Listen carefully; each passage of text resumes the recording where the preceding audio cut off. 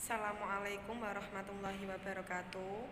Perkenalkan, kami dari kelompok 1 akan mempresentasikan hasil video dalam bentuk PPT, yaitu tentang jual beli gharar untuk memenuhi tugas UTS mata kuliah Hadis Hukum Ekonomi yang beranggotakan yang pertama Nur Fitri Lailisani NIM 2020710041, 2. Sahal Fatah NIM 2020710043, yang ketiga Muhammad Khairul Anam NIM 2020710056. Penjelasan yang pertama adalah hadis yang berbunyi wa an Abi Hurairah radhiyallahu anhu qala naha Rasulullah sallallahu alaihi wasallam amba'il haswati wa amba'il hururi rawahu Muslim.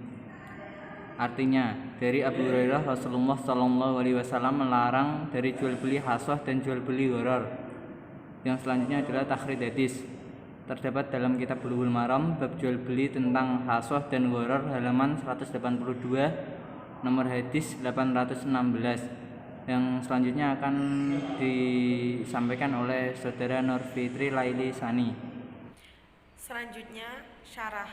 A. Pengertian jual beli gharar. Menurut bahasa Arab, makna al-gharar adalah al-khatar atau pertaruhan, sehingga Syekhul Islam Ibnu Taimiyah menyatakan al-gharar adalah yang tidak jelas hasilnya atau majhul al-aqibah, sedangkan menurut Syekh As-Sa'di al-gharar adalah al-mukhatarah atau pertaruhan dan al-jahalah atau ketidakjelasan. Perihal ini masuk dalam kategori perjudian, sehingga dari penjelasan ini dapat diambil pengertian jual beli gharar adalah semua jual beli yang mengandung ketidakjelasan, pertaruhan, atau perjudian.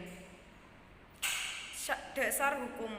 Dalam syariat Islam, jual beli gharar ini terlarang. Dalam sistem jual beli gharar ini terdapat unsur memakan harta orang lain dengan cara batil, sedangkan jual beli gharar menurut keterangan Syekh As-Sa'di termasuk dalam kategori perjudian. Syekhul Islam Ibnu Taimiyah sendiri menyatakan semua jual beli gharar seperti menjual burung di udara, onta, dan budak yang kabur, buah-buahan sebelum tampak buahnya, dan jual beli al-hassah seluruhnya termasuk perjudian yang diharamkan Allah Subhanahu wa taala di dalam Al-Qur'an. Hikmah larangan jual beli gharar. Di antara hikmah larangan jual beli ini adalah karena nampak adanya pertaruhan dan menimbulkan sikap permusuhan pada orang yang dirugikan, yakni bisa menimbulkan kerugian yang besar kepada pihak lain. Larangan ini juga mengandung maksud untuk menjaga harta agar tidak hilang dan menghilangkan sikap permusuhan yang terjadi pada orang akibat jenis jual beli ini. Pentingnya mengenal kaidah gharar. Dalam masalah jual beli, mengenal kaidah gharar sangatlah penting, karena banyak permasalahan jual beli yang bersumber dari ketidakjelasan dan adanya unsur taruhan di dalamnya. Imam Nawawi mengatakan, larangan jual beli gharar merupakan pokok penting dari kitab jual beli. Oleh karena itu, Imam Muslim menempatkannya di depan. Permasalahan yang masuk dalam jual beli jenis ini sangat banyak, tidak terhitung. Selanjutnya akan dilanjutkan oleh teman saya, yaitu Sahal Fatah. Selanjutnya, uraian pembahasan. Al-hassah adalah sebuah transaksi penjual dan pembeli bersepakat atas jual beli suatu barang dengan harga tertentu. Lemparan batu kecil atau hassah yang dilakukan oleh salah satu pihak kepada yang lain, dan apabila pembeli menyentuh maka dia harus membelinya atau judi. Gharar secara bahasa berarti pertaruhan atau al-mukarah dan ketidakjelasan atau al-jahalah. Kesimpulan, jual beli gharar adalah jual beli barang yang tidak pasti sehingga tidak nyata bentuk, wujud, dan hal lain pada barang yang akan dibeli tersebut. Terdapat banyak jenis gharar yang dibedakan oleh objek dan hal yang dikhawatirkan ketidakjelasan dan kepastiannya. Contohnya adalah jual beli hewan namun masih dalam kandungannya, barang yang tidak bisa diterima sekarang, dan lain sebagainya. Jual beli barang yang belum ada atau makdum, contohnya adalah jual beli habal al-habalah atau janin hewan ternak. Salah satu contohnya adalah jual beli mudamin dan malaki.